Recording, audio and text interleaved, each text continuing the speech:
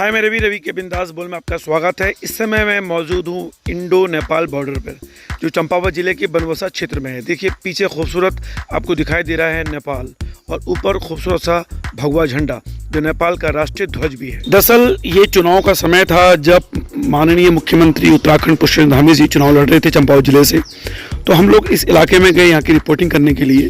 तो ठीक पीछे जो आपको पिलर दिखाई दे रहा है मेरे दाएं हाथ की तरफ, वो बॉर्डर है, वो निशानी है कि ये नेपाल बॉर्डर है।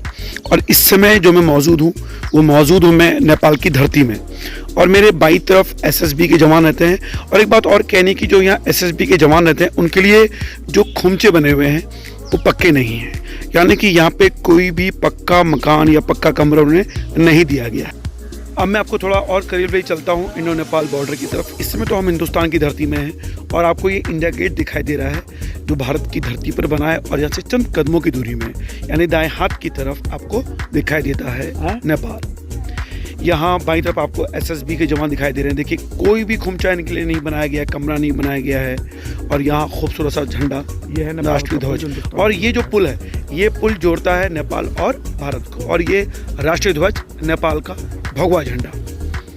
इससे जो शारदा नहर है ये सब यहाँ से आ रहा है। और इंडिया गेट की दूर से आप तस्वीर देख रहे हैं। तो इस समय मैं मौजूद हूँ उस जगह में जो पुल नेपाल के क्षेत्र में नहीं आता, हिंदुस्तान के क्षेत्र में आता है। जैसे आप पुल पार करते हो आपको आता है नेपाल। तो इस छोटी सी शारदा नहर के दाईं तरफ हिंदुस्तान और बाईं तरफ नेपाल है। और देखिए देवनागरी लिपि में लिखी गई है नेपाली भाषा में ये बोर्ड, कोरोना वायरस यानी कोरोना वायरस। तो नेपाली भाषा और हमारी हिंदी भाषा जिसकी लिपि एक है देवनागरी लिपि। देवनागरी लिपि यानी वो लिपि जिससे किसी भाषा को लिखा जाता है। तो हमारी संस्कृति का केंद्र देवनागरी लिपि उदाहरण इस बात का। नेपाल का इस धरती पे जो हमारे लिए भी पवित्र है। तुम अपने दो पत्रकार साथियों के साथ जो सितारगंज से आए थे रिपोर्टिंग करने, उनके साथ हम नेपाल की धरती पर थे, और उन दोनों पत्रकार मित्रों का मैं धन्यवाद करना चाहता हूं। और ये देखिए नेपाल बॉर्डर का ये पत्थर जो लगा हुआ है, ये हमारे पत्रकार मित्र जो सितारगंज में हैं और न्यूज़ 18 के लिए काम करते हैं। यहाँ ठीक इनको मैंने प्रणाम किया। देखिए बहुत शानदार, ये हमारे आदरणीय पत्रकार मित्र। नेपाल का ये 805 नंबर देखिए, और ये अंग्रेजों के ज़माने के बने पिलर हैं। इंडिया गेट तो हिंदुस्तान ने बनाया जो सामने दिखाई दे रहा है, ये हमारे परमजीत सिंह जी हिंदी खबर के अखबार के और सितारगंज क्षेत्र से आते हैं, और यही हम इस क्षेत्र में लेके आए। देखिए कुछ नेपाली लोग भी खड़े हैं, क्योंकि चुनाव का समय था तो इसलिए बॉर्डर बंद थे, इसलिए आपको ज़्यादा भीड़ नहीं दिखाई दे रही है। ये राष्ट्रीय ध्वज। तो हम इंडो नेपाल बॉर्डर से वापस निकल पड़े थे बनबसा की तरफ, क्योंकि पुष्कर सिंह धामी जी को आना था बनबसा। तो वो किसी के घर में आने वाले थे, तो वहाँ हमको उनकी रिपोर्टिंग करनी थी। तो देखिए दाईं तरफ आप देख पा रहे हैं वो है नेपाल, और बाईं तरफ आप देख रहे हैं हिंदुस्तान।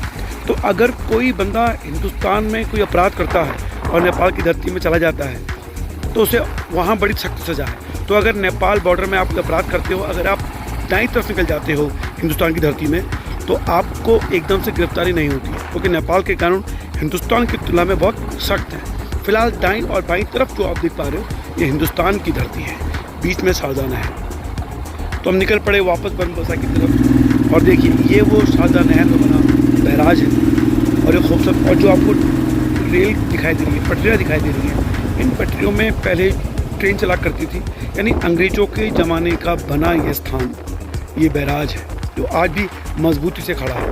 और इस बात की गवाही देता है कि अगर आप ईमानदारी से कोई काम करते हैं, सालों साल वो चीज़ें चलती हैं। तो हमारे पत्रकार मित्र ज़रूर व्यस्त थे, हम आगे निकल पड़े उनकी इजाज़त से। तो मैं बात कर रहा था इन पटरियों की। इन पटरियों में जो ट्रेन चलती थी है वो भाप से चलती है, स्टीम इंजन से चलती है, वो भी आगे आपको मैं दिखाऊंगा। फिलहाल ये विशाल काय, तो विशाल काय नदी, शारदा नदी, शारदा माँ, उसके ऊपर ये विशाल काय बैराज। देखिए ये अंग्रेज़ों की एक कला है जो मजबूती से आज उदाहरण के साथ प्रस्तुत कर रहे हैं, और हमारे हिंदुस्तान की इंजीनियरों को बताते हैं कि किस तरह से ब्रिज बनाए जाते हैं। हमारे हिंदुस्तान में तो अगर कोई ब्रिज बना दिया जाए तो पता नहीं होता कि 2 साल बाद उसने टूटना है या जुड़े रहना है। कहीं कहीं तो उद्घाटन के दौरान ही मंत्री जी निकले और तुरंत पुल टूट जाता है। तो ये उदाहरण है, सीखना चाहिए। लेकिन हमारे वहाँ भ्रष्टाचार, करप्शन की जो गंगा बह रही है उसका कोई इलाज मुझे लगता नहीं है। फिलहाल ऑन दिनों में यहाँ बहुत भीड़ रहती है, अक्सर नेपाल हिंदुस्तान के लोग आते जाते हैं।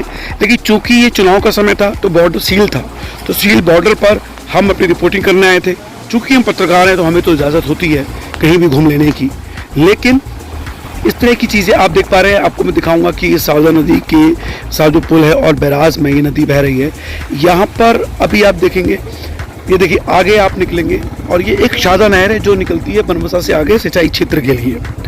और ये देखिए आपको मैं दिखा रहा हूँ, यह है वो भाप का इंजन जो इन पटरियों में चला करता था। तो ये खूबसूरत गवाही दे रहा है अंग्रेजों की कला का, तो कितनी मजबूती से कितनी ईमानदारी से कला करते थे। फिलहाल ये मैं हूँ, थोड़ा सा मैंने कहा टशनबाजी की जाए तो इस तरह रिपोर्टिंग ये है शारदा में, शारदा टनकपुर बनबसा की तरफ शारदा नदी के ऊपर बना हुआ ब्रिज, और हम यहाँ पर रिपोर्टिंग करने आए थे और बहुत ही खूबसूरत माहौल देख पा रहे हैं। और आगे हम निकलेंगे, फिलहाल अभी के अंदाज को देखते रहिए, आगे निकलेंगे फिर। तो शारदा बैराज से वापस निकल पड़े थे हम बनबसा की तरफ, जहाँ थोड़ी ही देर में कृष्ण धामी जी आने वाले थे।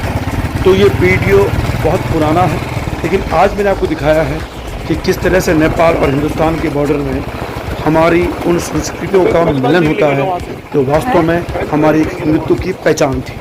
फिलहाल हम वापस जब जा रहे थे यहाँ पे, और ये देखिए एक बात मैं इस वीडियो के माध्यम से कहना चाहता हूँ हमारे इंजीनियरों को कि अंग्रेज़ों के इंजीनियरों से प्रेरणा लीजिए, दलाली थोड़ा कम खाइए, मजबूत बनिए, ताकि ये बैराज इस तरह से बने कि सालों साल चले।